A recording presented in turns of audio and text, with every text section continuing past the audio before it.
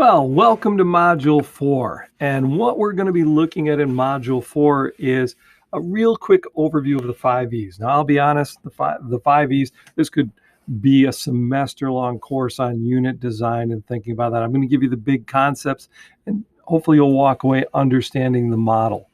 But it'll be something to start to dabble in. So I hope the concepts make some sense. Okay?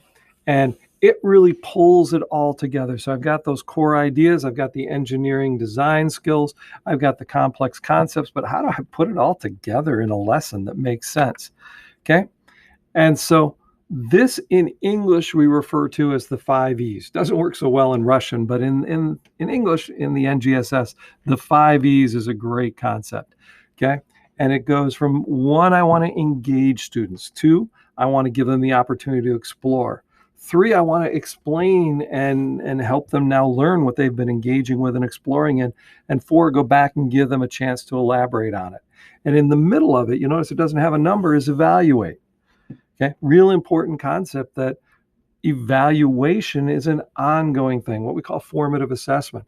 Every day I want to know, how are my students progressing? Are they understanding the concepts? Are they working on the skills developing that I want them? And I'm testing them and giving it to them in little bits. I'm not just waiting till the end to find out, oh, I guess the last 3 weeks didn't really work out so well.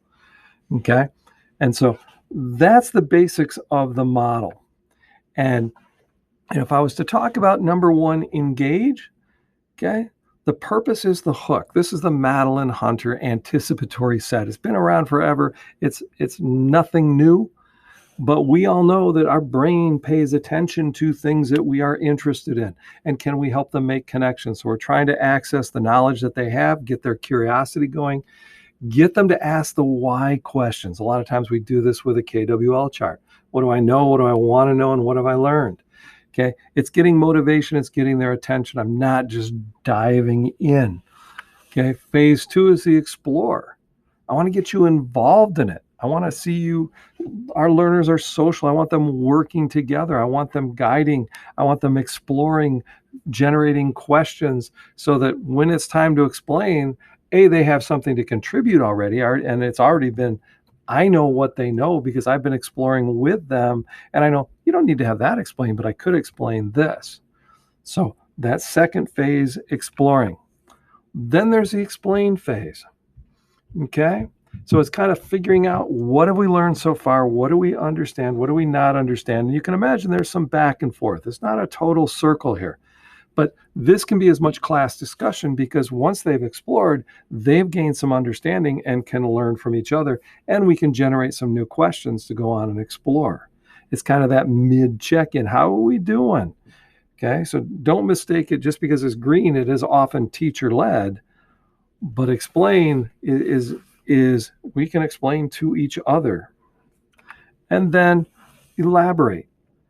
Okay, so now how can we take it and apply our learning? How can we apply it to a new situation? How can we look at cause and effect? How can we relate it to other concepts? How can it connect with the real world? How can I take what I learned over here and apply it over here and explore its implications? And you might notice it moves right back into engage. Okay, hopefully if our units have been designed well, there's even a circular kind of learning to it. And the evaluate phase.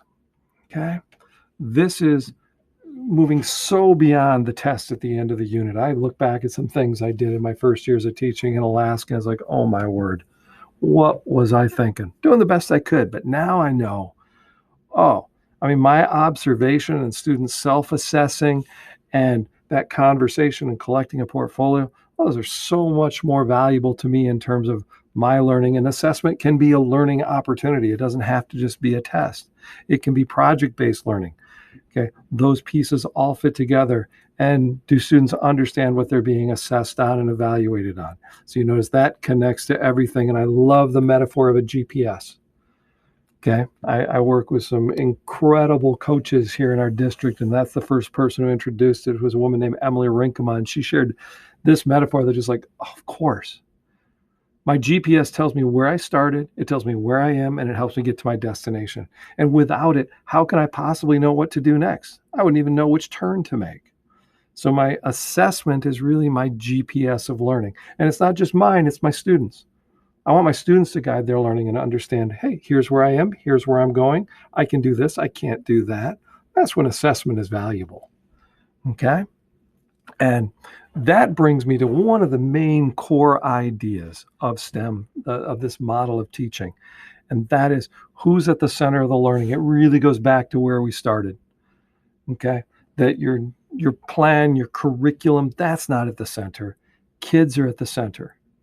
And if kids are at the center, if we're assessing to understand learning and kids, we are going to be successful STEM teacher because we'll have engaged them and we'll know if they're not engaged. We'll know if they're not being successful and we'll be able to guide them. It's not just getting through the curriculum. So that's an introduction to the 5E model. There's one more video in this section that I think will take it to a new level and unpack it a little bit and kind of give you more of these core ideas of what is the 5E model. So thanks for joining me for the start.